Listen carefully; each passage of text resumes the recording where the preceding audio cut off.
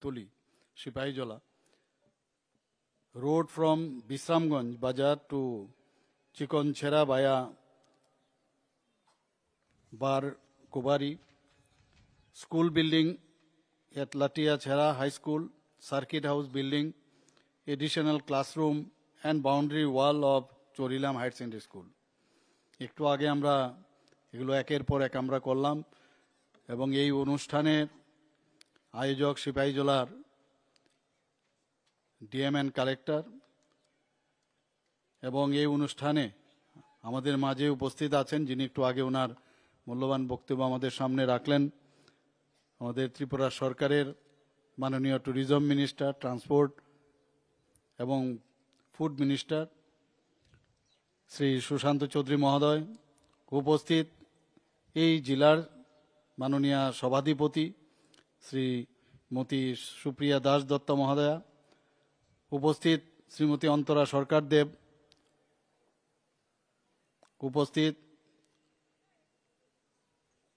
সুশান্ত দেব মহোদয় শ্রী তফাজ্জল হোসেন মহোদয় শ্রী কিশোর বর্মন শ্রী সুবোধ দেব বর্মন শ্রী বিশ্বজিৎ কলই সমস্ত যারা বিধায়কের নাম আমি বললাম এখানে উপস্থিত আছেন আমাদের শ্রী কিরণ গিত্তেজি secretary health and family welfare ডিপার্টমেন্টের এবং doctor Siddharth Shiv Jaiswal DM collector এবং শ্রী ভোগাতি জে রেড্ডি এসপি সিপাহীজলা তাছাড়া উপস্থিত আছেন ট্রান্সপোর্টের যিনি সেক্রেটারি মহোদয় আছেন শ্রী সিকে জমাতিয়া এবং হেলথ পিডব্লিউডি ট্রান্সপোর্ট এডুকেশন এবং অন্যান্য লাইন ডিপার্টমেন্টের যারা অফিসাররা এখানে উপস্থিত আছেন অন্যান্য কর্মচারীরা এবং বিশিষ্ট ব্যক্তিবর্গ এখানে উপস্থিত আছেন বিশিষ্ট যারা জনপ্রতিনিধিগণ এখানে উপস্থিত আছেন এলাকাবাসী এবং সাংবাদিক বন্ধুরা সবাইকে এখানে আপনারা উপস্থিত হওয়ার জন্য হার্দিক অভিনন্দন ও শুভেচ্ছা আমি জানাচ্ছি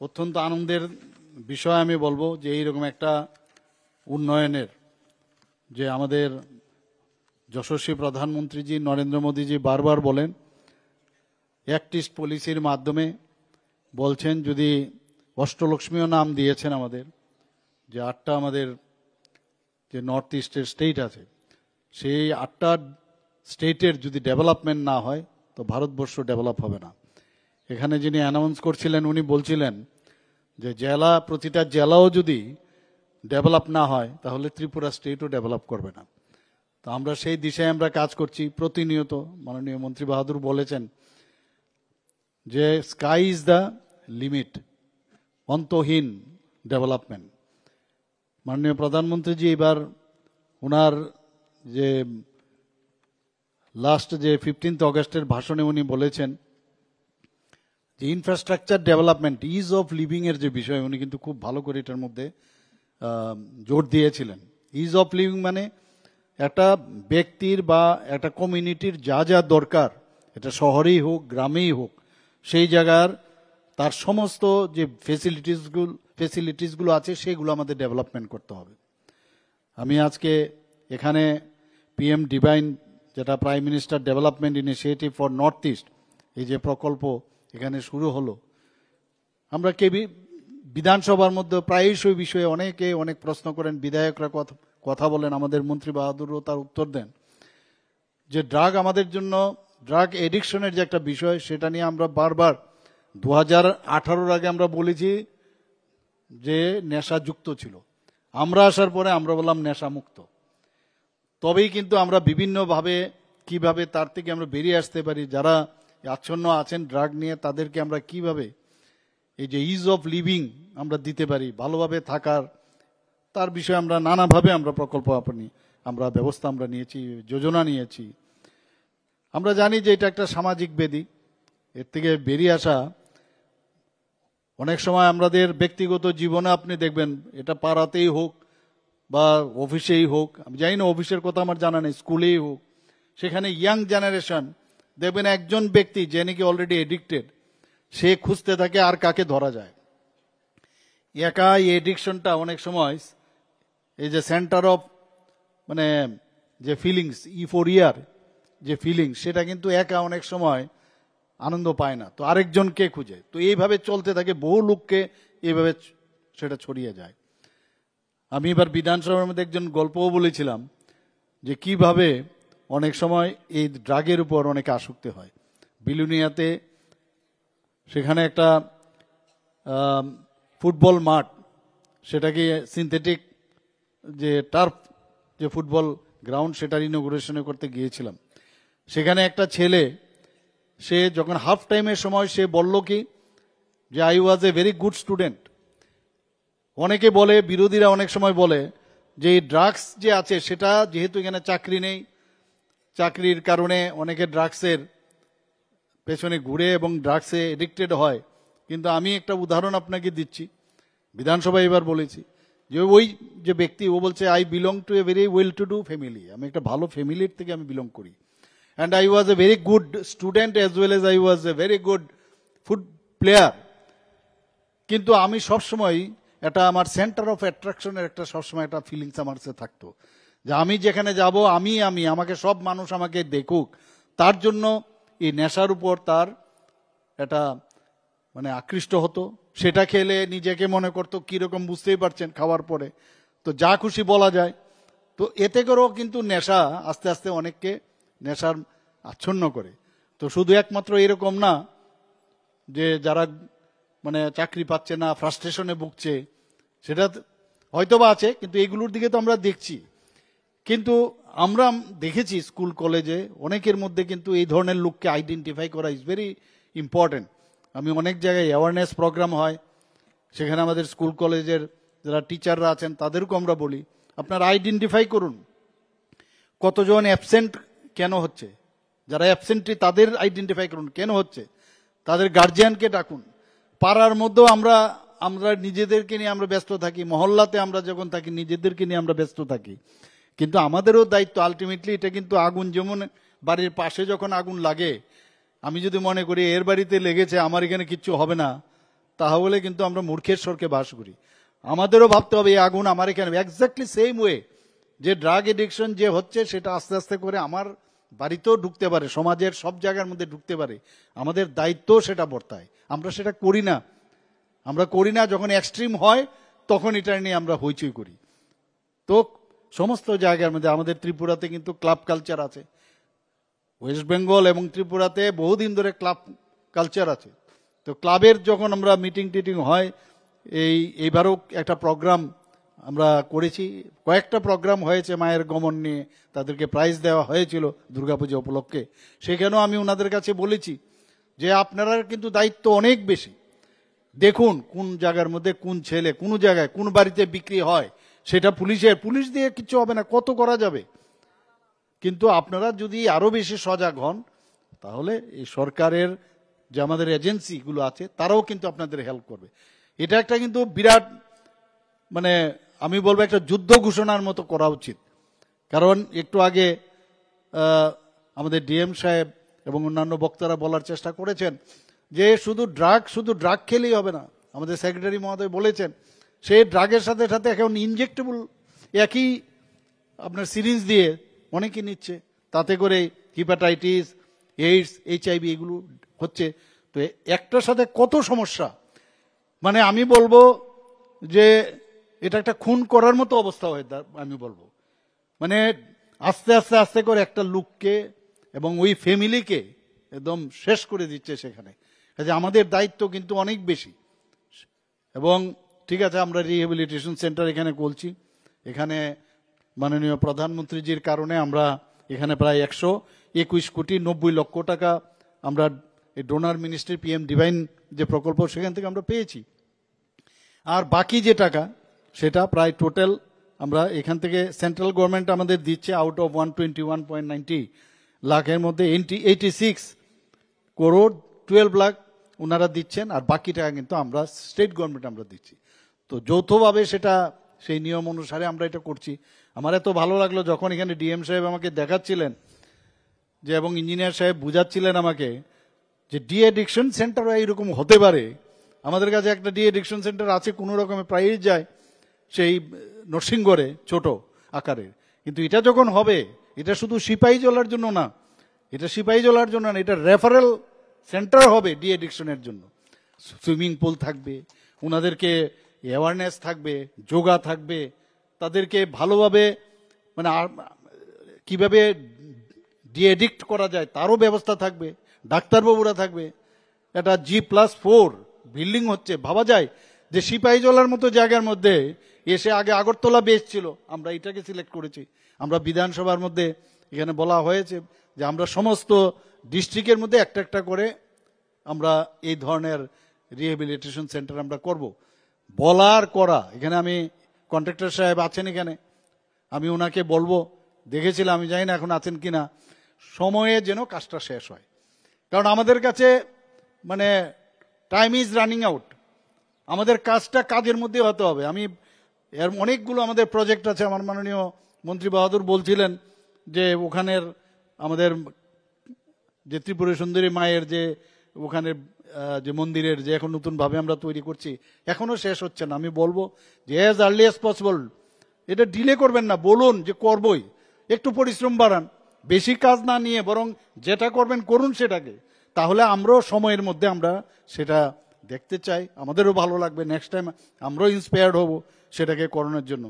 এখানে শুধু এই রিহ্যাবিলিটেশন সেন্টারে ফলো আপের বিষয় আছে, থাকার ব্যবস্থা আছে, এখানে খেলাধুলার ব্যবস্থা রেখেছে আমি যা দেখলাম, সব মিলে এখানে মানে আধুনিকতম যেটা একটাকে বলে এই ধরনের একটা সেন্টার এখানে হচ্ছে। আমরা তো বলেছি জিরো টলারেন্স, আমাদের যশস্বী হোম মিনিস্টার সাহেব বলেছেন নর্থ ইস্টার যখন আমাদের মিটিং হয়েছে যে জিরো টলারেন্স, যারা এই ড্রাগের সাথে যুক্ত। আর সিপাহীজলা কিন্তু সবসময় এখন টার্গেটে আছে, কিন্তু এখানে সবচেয়ে বেশি এই জায়গার মধ্যে ড্রাগের বিষয় আদান প্রদান ইত্যাদি সবাই জানে।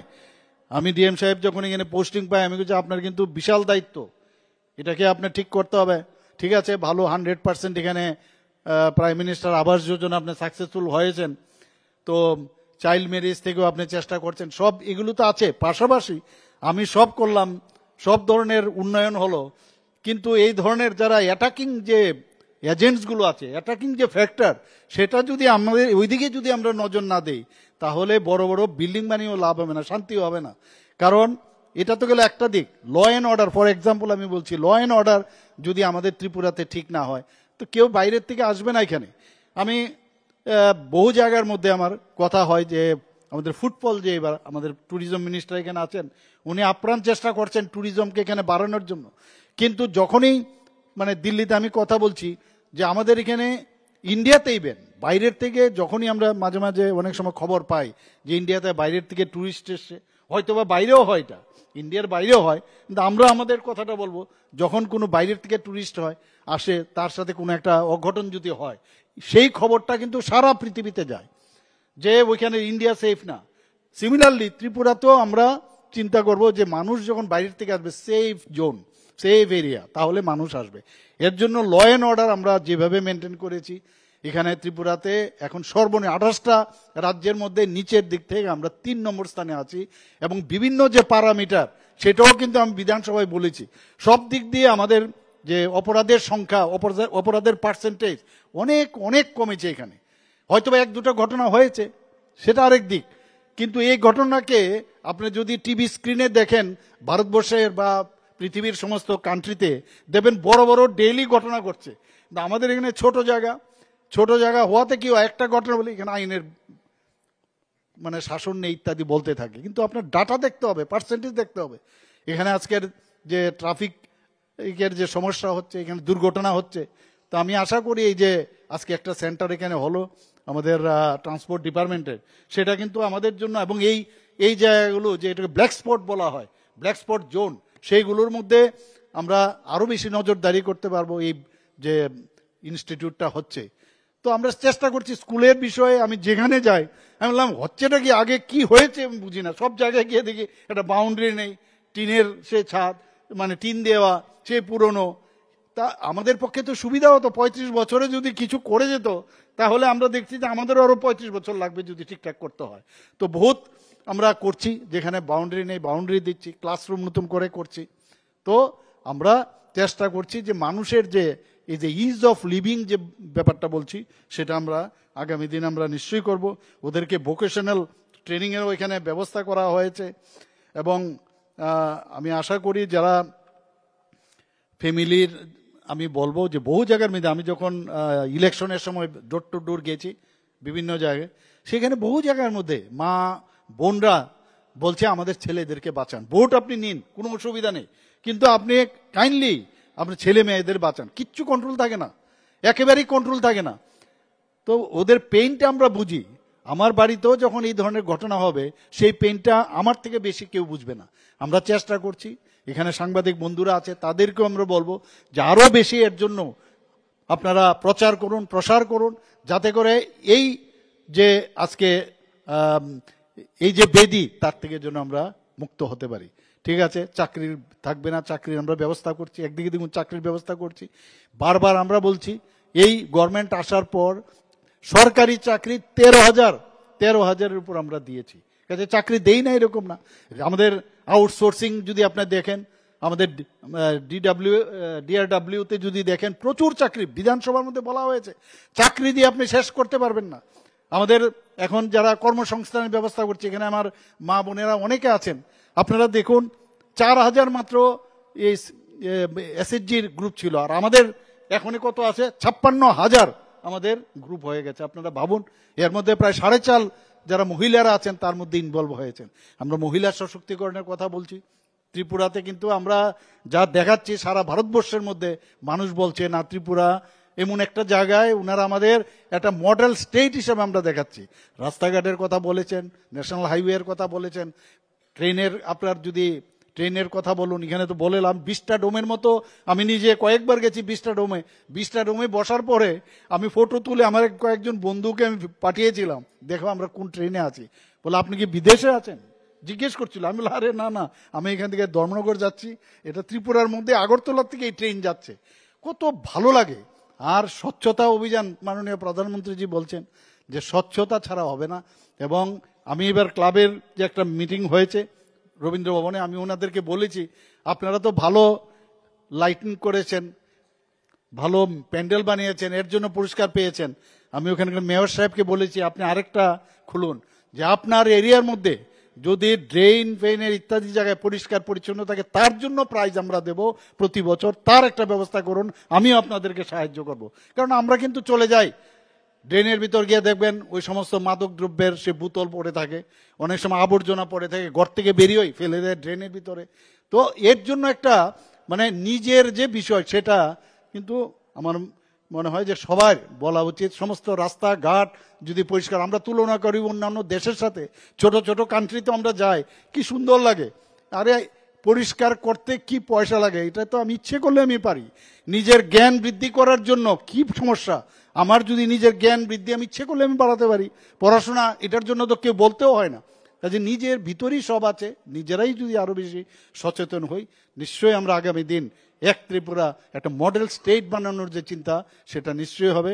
আমি আজকের এই অনুষ্ঠানে আপনারা বসে আছেন অনেকক্ষণ ধরে, এবং এই ধরনের একটা মানে এই যে প্রকল্পগুলো এখানে আজকে ফাউন্ডেশন লে হলো এবং এখানে যে ভূমি পূজন হলো, আপনারা উপস্থিত থাকার জন্য হার্দিক অভিনন্দন, শুভেচ্ছা জানিয়ে আমি আমার বক্তব্য শেষ করছি। নমস্কার, জয় হিন্দ। আবারও আহ্বান রাখলেন আমাদের